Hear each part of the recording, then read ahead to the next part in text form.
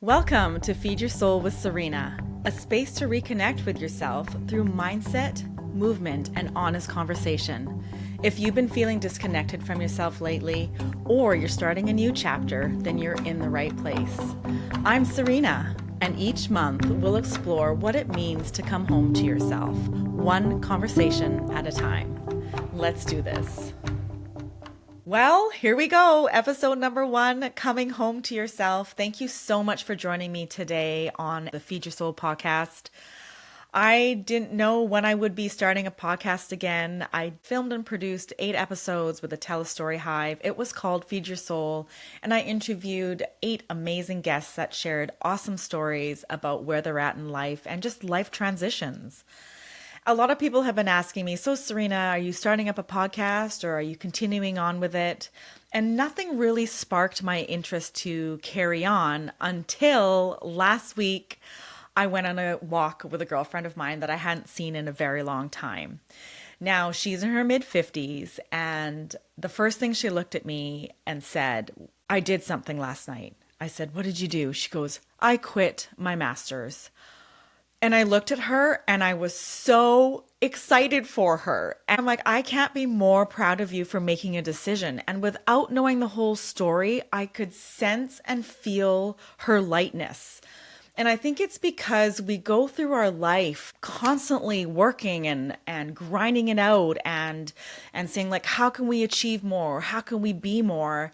And in the end, what I've learned is it actually disconnects you from who you really are. And so I got home that day and I was like sharing her excitement where she was at, and for her to know that I was excited for her, I'm like, we need to open this conversation and be more excited for people that make some big life changes in their midlife.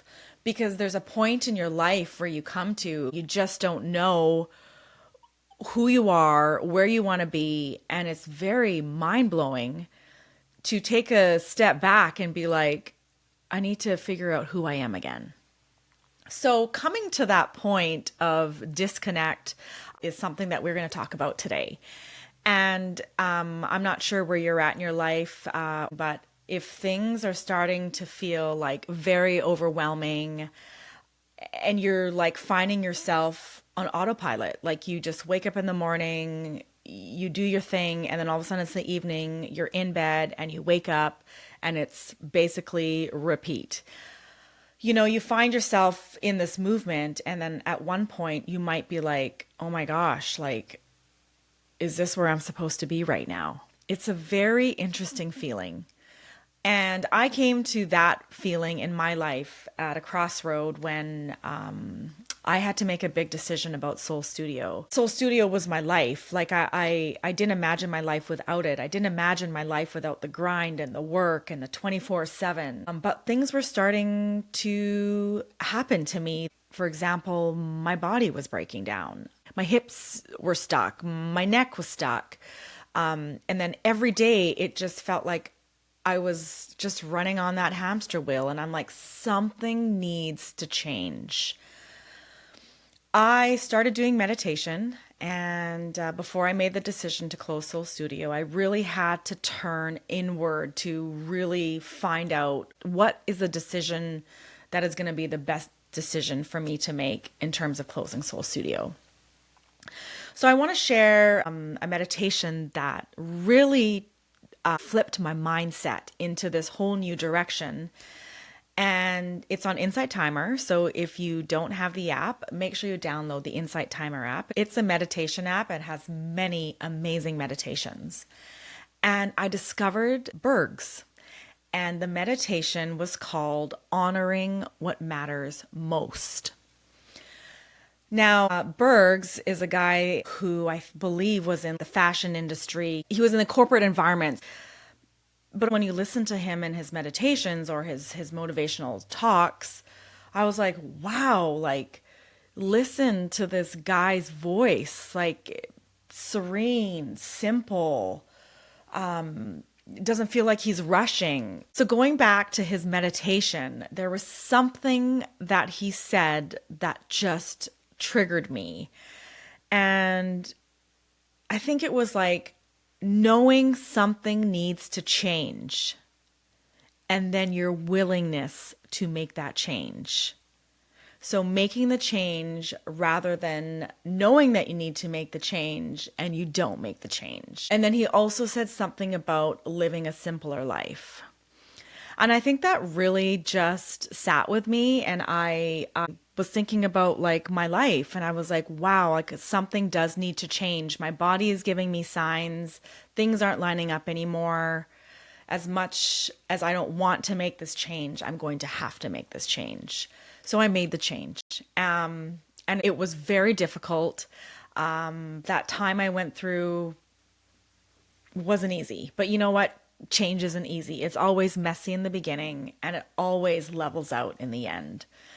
So it's been 4 years since I've closed Soul Studio, and I feel like I have been able to come back to myself by working at it and understanding what it is that I really want in life. I've learned that there's so much more to life than I thought. So in order to experience this life that I am living right now, I knew I had to create space. And I found that chasing where I wanted to be, who I needed to be, who I thought other people thought I needed to be, running after that next goal and not sitting in what I actually did is what led me to a space where I was completely disconnected from myself.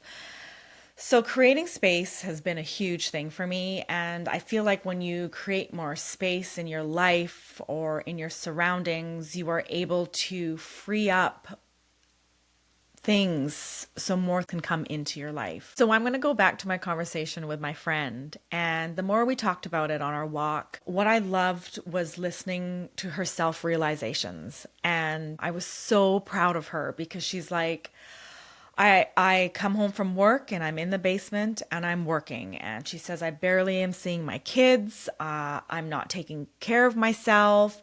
You know, my priorities of me is not there anymore. And then she realized, like, why am I doing this? And if it's making me feel this way, should I be doing this? And for her to even sit with that conversation was like just amazing, because I feel like there are so many people that would neglect having that conversation with themselves because they just feel like they just need to do this master's program just to get this master's program. And amazing if you do and you can do where you're in the headspace to do it. I am definitely not saying don't do it, but all I'm saying is what I took out of this conversation is she was able to put herself first. So coming back to yourself, just it takes time and it takes work, but you can do it. So if you're at the space in your life where you're feeling really disconnected, I need you to start tuning in to yourself because you have the answers. You are the only person that knows what's right for you.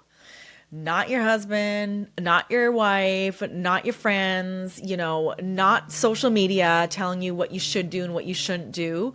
Reflect in and decide for yourself, is this something that I want to do? So learn to retrust yourself to get that part back, because what happens is when we are constantly seeking outside approval, our little person inside us, our soul, just keeps getting buried and buried and buried. And really and truly, that is what we want to kind of, take back. So when we hit midlife, I think our priorities start to change because we start to notice changes in our body, changes in our energy.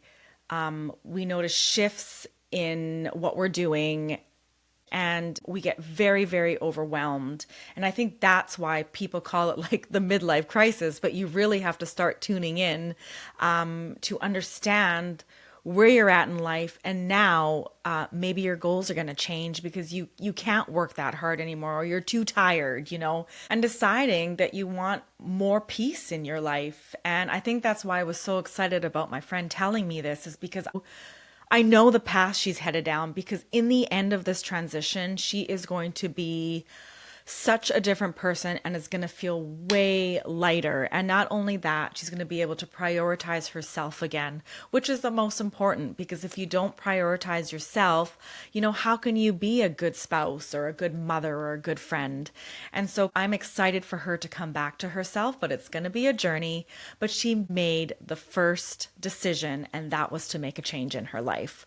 So don't be afraid about making a change. It could be a big one, it could be a small one, but every small step helps you come back to yourself. So it's not fixing yourself, it's not reinventing yourself. It's taking this time to slow down and to listen to what your body and your mind needs. And I'll just give you one more example is we'll talk about fitness. Like I would always make myself, go hard or ride the spin bike because I thought I had to. But I'm really proud of myself now, because if I've designated a day to do a spin class and I just don't have it in me, I just do another class, or I just do some more movement that is not as hardcore. So I think it's taking little steps like that and just tuning into yourself to understand what it is that you really need. The other thing that I learned on this journey is patience. And that is something that I actually didn't have prior to being here right now. And just patience with myself, patience with life, and realizing that life is not a race. And that's how I had felt. I felt like I was running out of time and I need to be doing more. And I'm, in my mid 40s and I haven't accomplished what I wanted to accomplish. And I don't know, my mindset has shifted now because I just feel like we have time. So if you can walk into tomorrow knowing that you have a lot of time, it really, really changes your perspective on what becomes important to you. So the goal is coming home to yourself. And in this episode today, maybe you've realized something that you do need to change. Don't make drastic decisions if you haven't thought through it. Think through it, do some meditation. Be with you, be by yourself, and really understand what it is you want out of life. Because sometimes I feel like we are chasing rather than chasing what's inside of us to really understand what it is that we really want. So on that note, thank you so much for joining me today. Come home to yourself. It's never too late to start. You've got this, and we will have another conversation about it next month.